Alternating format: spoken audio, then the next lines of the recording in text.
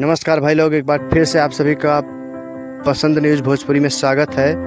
भोजपुरी के बादशाह बाहुबली स्टार प्रमोद प्रेमी यादव का देवी गीत गाने का आज टीजर आउट हुआ है, जिस गाने का टाइटल है पंडाल वाले थैंक यू। इस गाने का टीजर सारेगामा हम भोजपुरी से रिलीज़ किया गया है और इस गाने को प्रमोद प्रेमी और प्रियंका सिंह की आवाज़ में गाया गया है।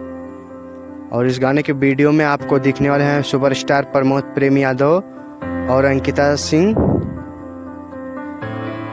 तो इस गाने को मनीष छट्टर ने लिखे हैं, विक्की बोस ने संगीत दिया है और इस गाने को कल सुबह सारेगामा हम भोजपुरी से रिलीज किया जाएगा और इस गाने का टीजर आ चुका है। अगर आप प्रमोद प्रेमी के फैंस हैं तो वीडियो को लाइक करें और चैनल को सब्सक्राइब करें। धन्यवाद। जल्द ही मिलते हैं दूसरे अपडेट के साथ, तब तक के लिए धन्यवाद। चैनल को सब्सक्राइब जरूर करें।